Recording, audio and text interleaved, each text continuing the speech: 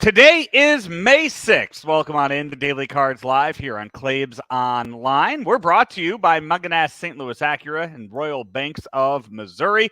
I'm Joe Roderick, joined alongside by Bob Ramsey and Rammer before we get to Mets and Cardinals tonight in the first of three.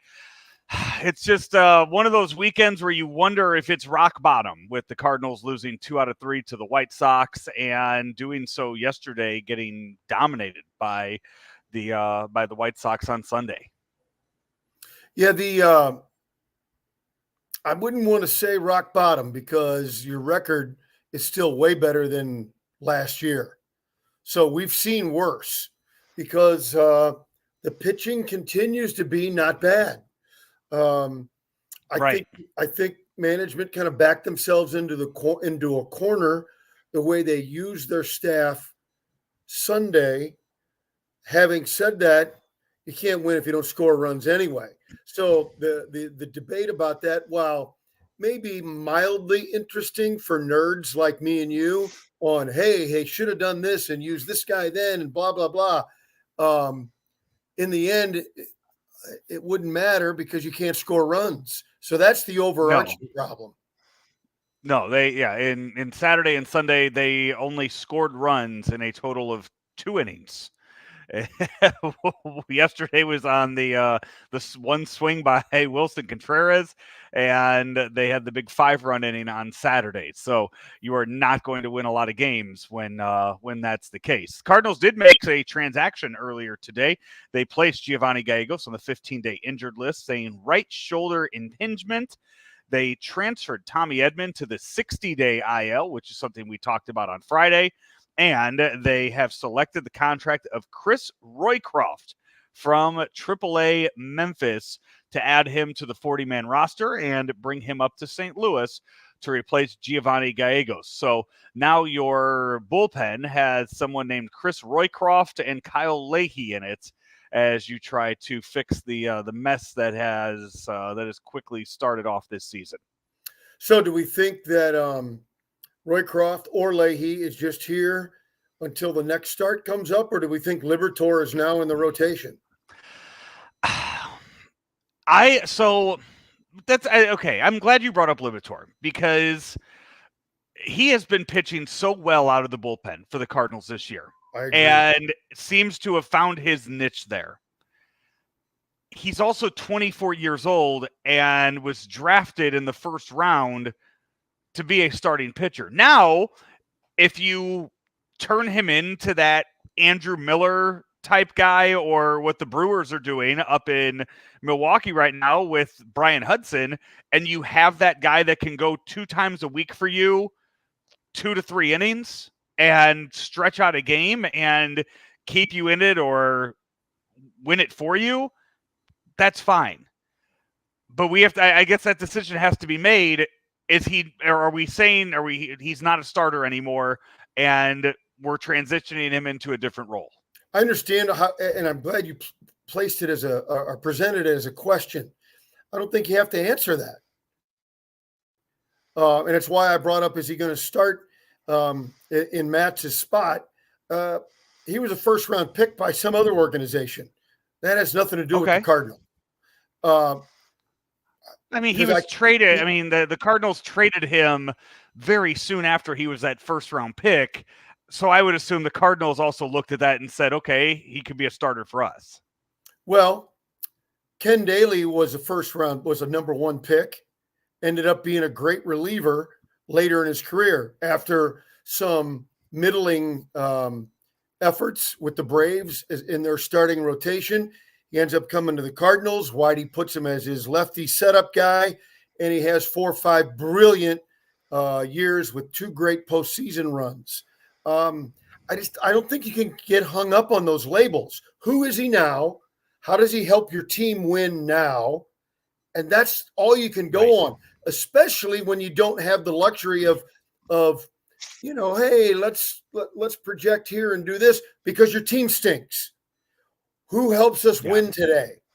I think that's the only way you can look at it. I don't get caught up into all that other stuff because somebody picked him one. Well, I don't care. What is he doing for me? What can he do for me? Let's see.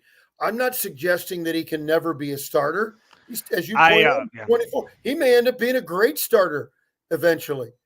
But to me, that's off topic. I mean, if anything, maybe he leaves St. Louis. Or maybe he leaves St. Louis and becomes a great starter like Jordan Hicks is showing so far in San Francisco. But those things are all off topic. We can't predict the future. Yeah. Nobody knows who's going to start in Matt's spot. Well, it's not going to be Liberatore. So I'll circle all the way back to our question. Are these two relievers that just came up over the weekend, is one of them going to go back down for Matt's start? Yes. I would think I would say 95% that yes, one of these two will be back down in Memphis by the time I guess by Thursday or Friday, whenever the Cardinals need that next start, when they're up in Milwaukee, and you will see. I would guess Zach Thompson's going to be starting for the Cardinals on Thursday up in Milwaukee. That would be my guess. Okay. Okay. Who else in Memphis are you starting? Well, I would take a look at one of the young guys, but that's without knowing their makeup and where they are physically and where they are mentally and emotionally. Does the organization feel like this guy could be ready, this guy or that guy? So we'll see. I think they messed up a little bit this weekend. Again, it doesn't matter because you can't score runs, but I would have left Gibson on his regular turn and pitched him yesterday. I think the Cardinals are trying to get a little cute and thinking they could beat the White Sox by throwing a trash bullpen game out there and using Gibson against the Mets. And I think it backfired. They'll never admit it.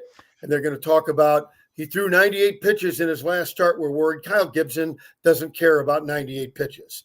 And unless somebody can tell me he went to management and said, I need an extra day, I'm not buying it.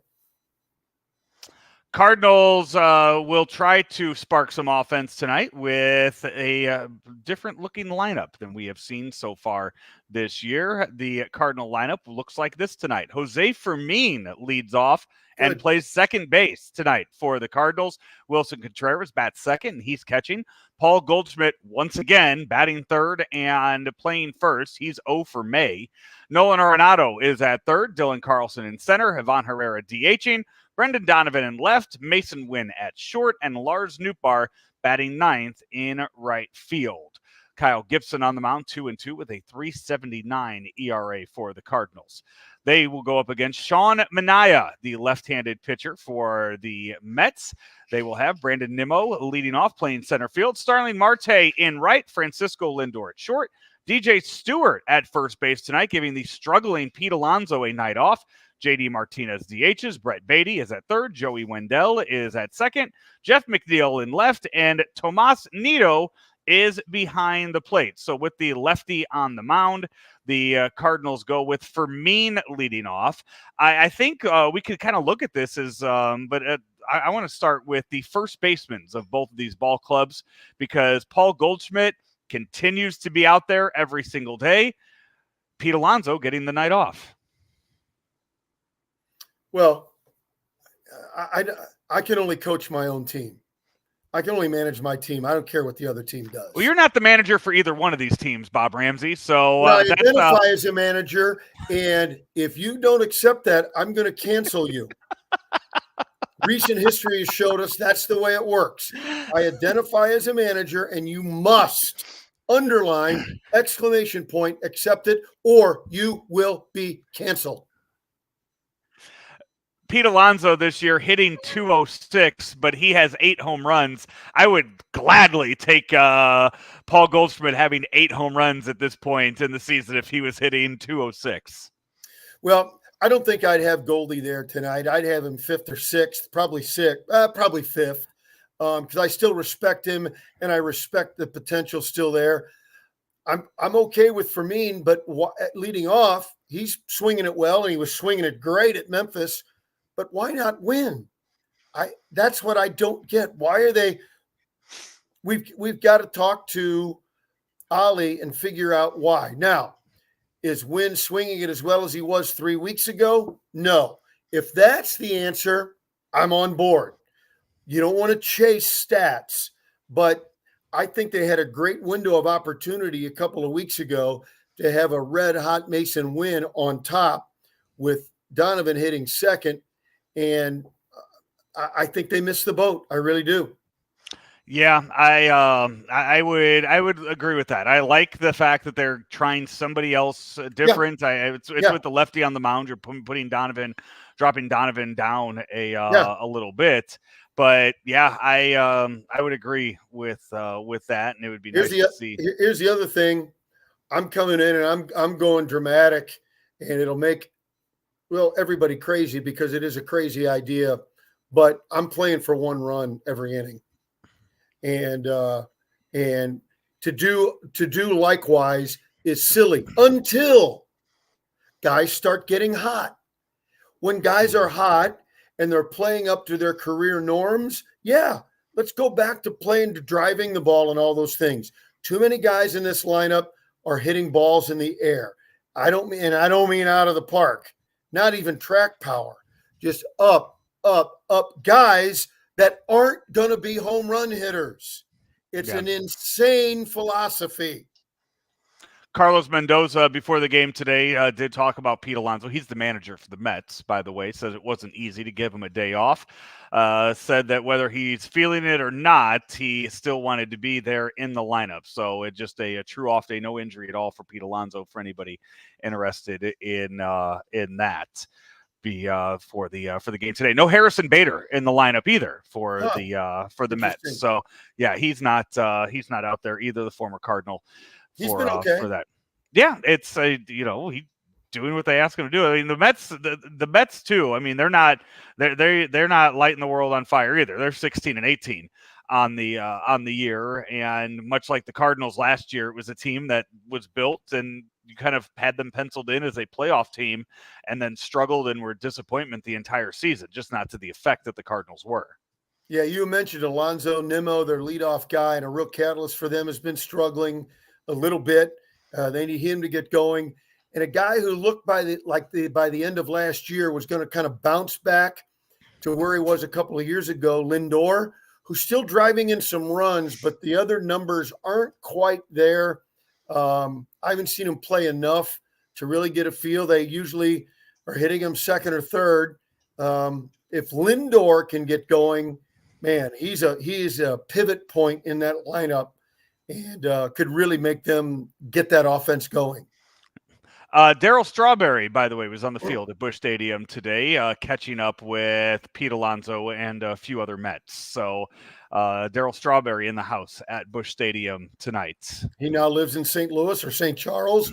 For those who don't know, it's great to have him part of our community. In fact, I was talking about him on the radio and that beautiful left-handed swing and the big finish that he had. I got to see him play in Double-A when I was doing Double-A baseball. He played for Jackson, and he was already the guy. Everybody knew about him. The media was out, as much media as you're going to get in Double-A ball. But it's been great following his career, and I'm glad he's in St. Louis and doing great things. He's been here for about a decade now, if not longer, here in the St. Louis area. But just to think back in the day, a young Darryl Strawberry, a young Doc Gooden on that team. You had two guys. How old was Strawberry when he came up? When he got first? I mean, was he in his 20s by then? Because I know Doc Gooden was 19 when he got called up. I wasn't sure if Strawberry was also still in his was 19, 20 years old.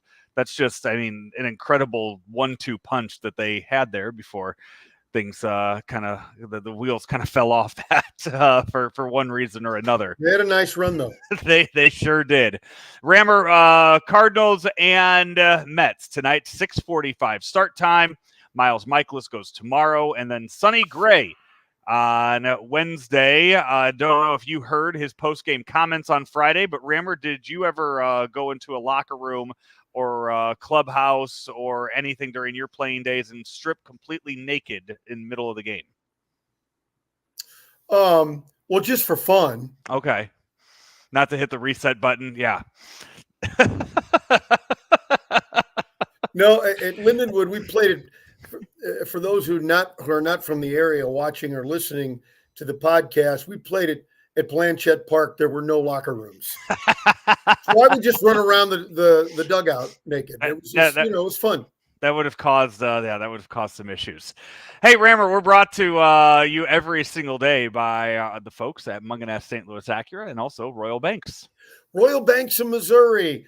They've expanded, been around over 60 years, and service has always been a hallmark for Royal Banks of Missouri. And now, not just in St. Louis, but on the east side, in St. Charles County, and 3 locations in Northeast Missouri, and all of them say it's where better service means better banking. Royal Banks of Missouri, equal opportunity lender. We will talk to you tomorrow before Game 2 of this 3-game series in St. Louis between the Cardinals and the Mets. Until then, he is Bob Ramsey. I'm Joe Roderick. This has been Daily Cards Live here on Claves Online. Munganess St. Louis Acura would like to upgrade your current BEV experience. The new ZDX offers the performance that you expect from Acura, but upgrades your ownership experience with our award-winning team. Whether you're looking for a more convenient charging solution or an upgrade to a new vehicle, come in today and make a reservation for the all-electric ZDX coming soon. Munganess St. Louis Acura, better than ever for you.